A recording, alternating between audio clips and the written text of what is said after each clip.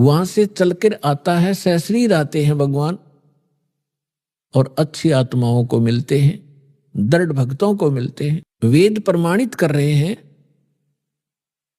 कि परमात्मा ऐसी लीला करता है। और पुण्यात्माओं, विश्व का कोई भी व्यक्ति ऐसा नहीं है जो वेदों को, श्रीमद् भगवत गीता को ये कहे कि ये व्यर्थ है, इनका ज्ञान सही नहीं है।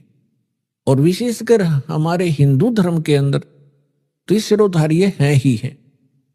तो पुण्यात्माओं, प्रथम तो हमारे को ये पहचान होनी चाहिए कि हु इज गॉड, कौन है परमात्मा और कैसा है, कहां रहता है, परमात्मा की आवश्यकता क्यों है। उसके पाने के लिए राजाओं ने राज त्याग दिए और ऋषि महर्षियों ने आजीवन अपनी साधना करके शरीर खत्म कर दिए। तो कैसा है वो भगवान, कैसा है वो स्थान जिसके लिए ऐसी नौबत सहन करनी पड़ी और लगे रहे, आज तक हम लग रहे हैं। वो फिर मिलता कैसे है? जिस समय आपके ये सभी शंका समाधान हो जाएंगे, सभी कंसेप्ट क्लियर हो जाएंगे, तब तो आप भगत बनोगे। श्रीमद् भगवत गीता अध्याय नंबर 2 के श्लोक नंबर 53 में कहा है कि, अब देखिएगा थोड़ा आपके रूप कराते हैं। ये है श्रीमद् भगवत गीता, गीता प्रेस गोरखपुर से प्रकाशित है और जयदयाल गोविंद का इसके अनुवादक है। गीता प्रेस गोरखपुर से प्रकाशित है। इसके अध्याय नंबर 2 के और श्लोक नंबर 53 में क्या लिखा है कि भांति भांति के वचनों को सुनने से विचलित हुई तेरी बुद्धि जब परमात्मा में अचल स्थिर ठहर जाएगी, तब तू योग को प्राप्त हो जाएगा। अब गीता अध्याय नंबर 2 के श्लोक नंबर 46 में क्या कहा कि अर्जुन, जिस प्रकार बहुत बड़े जलाशय की प्राप्ति के उपरांत व्यक्ति की आस्था छोटे जलाशय में रह जाती है, यानी बहुत बड़ी झील मिल जाने पर, पहले जिस समय श्रीमद् भगवत गीता का ज्ञान बोला गया था उस समय पूरे विश्व में सभी मानव इन सरोवरों के किनारे ही बसा करते थे, तालाबों के किनारे बसा करते थे, उसी से पीते थे, उसी से नहाते धोते थे, स्वच्छ जल होते थे, वर्षा खूब होती थी, वृक्ष बहुत ज्यादा होते थे और जड़ी बूटियों पर वर्षा होकर के वो जल बहुत ही अच्छा, निर्मल और निरोगा होता था।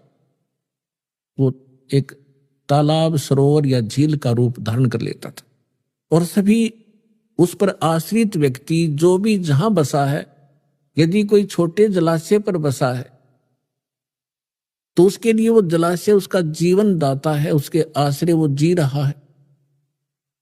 और उस छोटे सरोवर में, छोटे जलाशय में, छोटे तालाब में 1 वर्ष वर्षा नहीं होती है तो उसका जल सूख जाता है, तो उस पर आश्रित व्यक्ति दुखी हो जाते हैं, उनको त्राही त्राही मच जाती है और वो विनाश को प्राप्त हो जाते हैं। ऐसा उस पर आश्रित व्यक्तियों को भी पता होता है कि यदि वर्षा नहीं हुई 1 वर्ष तो अकाल गिर जाता है और अकाल में सैकड़ों, हजारों, लाखों की संख्या में प्राणी मर जाते थे।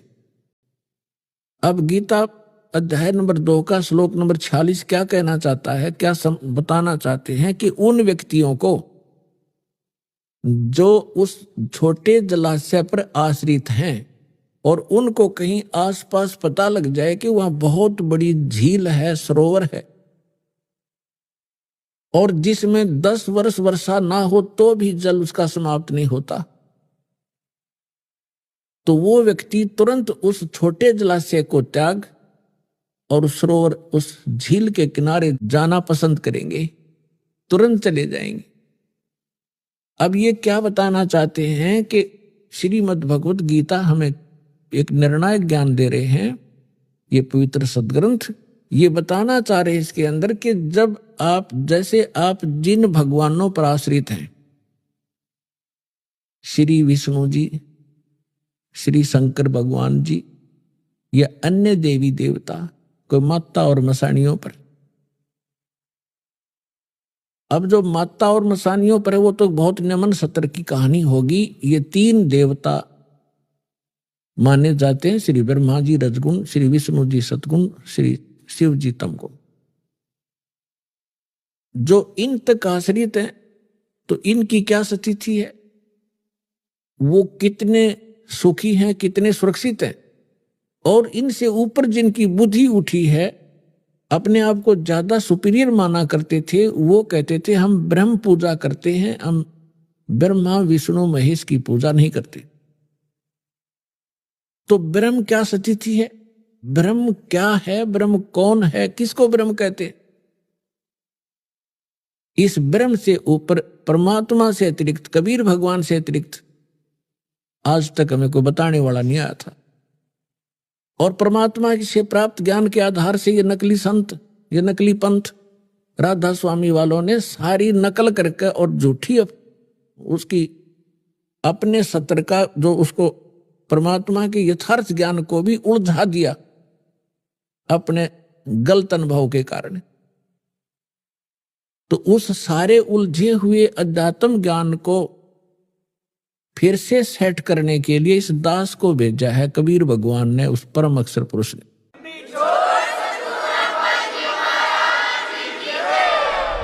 अभी आपने सुने संत रामपाल जी महाराज के मंगल प्रवचन।